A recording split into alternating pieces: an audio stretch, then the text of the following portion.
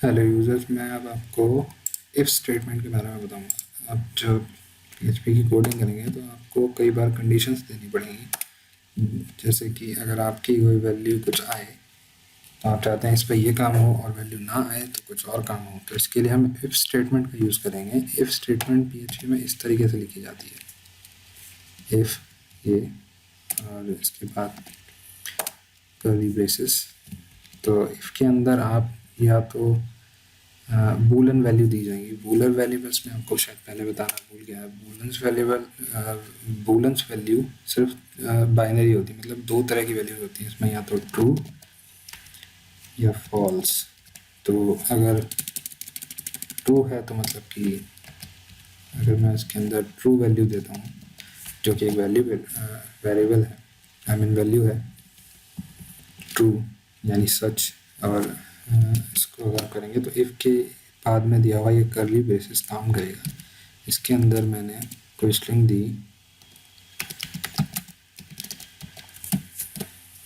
तो आप देखेंगे कि ये वाला ब्लॉक इसकी वजह से काम करेगा PHP में। मैं इसको रिफ्रेश करता हूँ, देखिए इट इज़ ट्रू। तो ये स्टेटमेंट ट्रू है, इसीलिए ये ब्लॉक काम करा इसके अंदर का, यहाँ से लेके यहाँ तक का। अगर मैं इसको फॉल्स कर देता हूँ, चूँकि मतलब ये दिखाएगा कि इफ़ अगर ये फॉल्स है, ये एक्चुअली चेक करता है इसके अंदर कि इसकी वैल्यू क्या है, ट्रू या फॉल्स। आप इसमें बूलन ही देंगे, जैसे मैंने इसमें फॉल्स ही दिया, तो ये ब्लॉक काम नहीं करना चाहिए। ब्लॉक ये काम नहीं करेगा। मैं आपको रिफ्रेश करके दिखाता हूँ, ये ब्लॉक काम नहीं करा। ठीक, इसके बाहर एक आउटपुट देके देखता हूँ।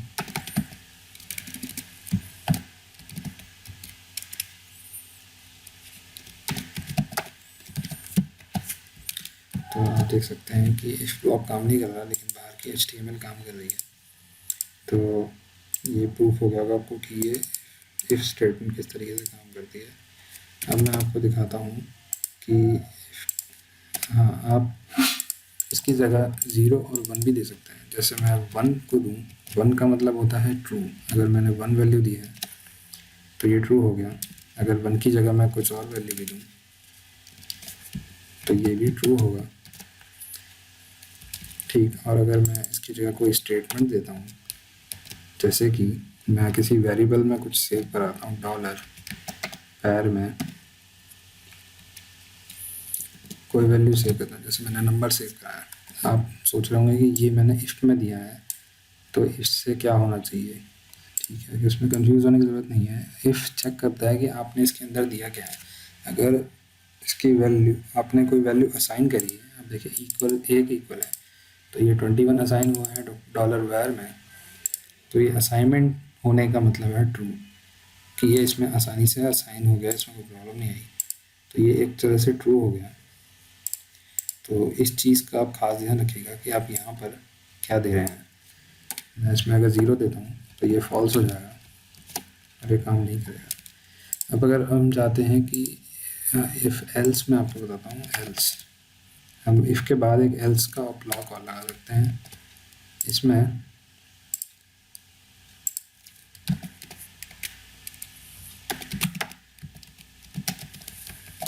हम यहाँ पर कोई भी स्टेटमेंट देंगे, जैसे मैंने यहाँ ट्रू दिया, तो ये पहला वाला काम करेगा। मगर अगर ये इसमें, और ये वाला काम नहीं करेगा एल्स वाला। अगर मैंने इसमें फॉल्स दिया तो ये पहला वाला स्टेटमेंट जो एरिया है वो काम करेगा, लेकिन नहीं, 0 दिया तो ये पहला वाला काम नहीं करेगा और एल्स के बाद का ब्लॉक काम करेगा। अगर आपने फॉल्स दिया और एल्स नहीं है तो कुछ नहीं होगा।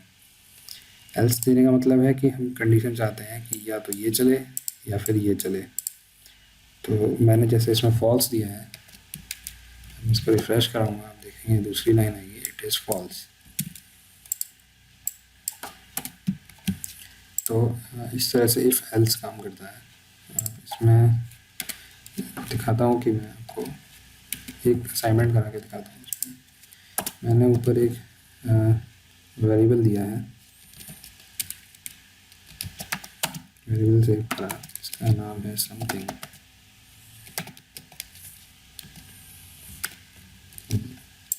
सेमीकोलन। उसके बाद मैं यहाँ चेक करना चाहता हूँ कि $var की वैल्यू समथिंग है या कुछ और है, जैसे वॉर की वैल्यू। अब देखेंगे मैंने यहाँ 2 बार इक्वल लगाया है। 2 बार का मतलब है आप चेक कर रहे हैं कि इसके इक्वल है कि नहीं है। तो मैंने डबल स्लैश दिया है, आप इसको सिंगल भी दे सकते हैं, कोई दिक्कत नहीं है। समथिंग, अब आप ये देखेंगे, ये मैं चेक कर रहा हूँ यहाँ पे कि ये वेर की वैल्यू इक्वल टू है कि नहीं समथिंग से। तो आप जानते हैं कि ये है, अभी ये है तो इसका मतलब यहाँ ट्रू आना चाहिए। तो ये ट्रू आएगा तो हमारा पहला ब्लॉक काम करना चाहिए, ये ब्लॉक। मैं इसको सेव करता हूँ और मैं रिफ्रेश करके देखता हूँ, अब देखेंगे इट इज़ ट्रू आया है। और अगर ये समथिंग ना हो के कुछ और होता, जैसे कि यहाँ ये वैल्यू नहीं है, कुछ और है, थिंग है, तो ये फॉल्स आएगा, इट इज़ फॉल्स। ये हमारा सेकंड वाला ब्लॉक काम करेगा। तो इस तरह आप इफ़ का यूज़ कर सकते हैं प्रोग्रामिंग में, जब आपको कंडीशन देनी हो कि आपको ये ब्लॉक काम, एक ब्लॉक काम कराना है या दूसरा ब्लॉक काम कराना है।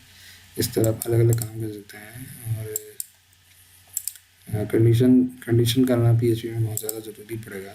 अब जितने भी मैं ट्यूटोरियल दे रहा हूँ आप इसको ध्यान से पढ़िए, तो आपको आसानी से PHP आ जाएगी।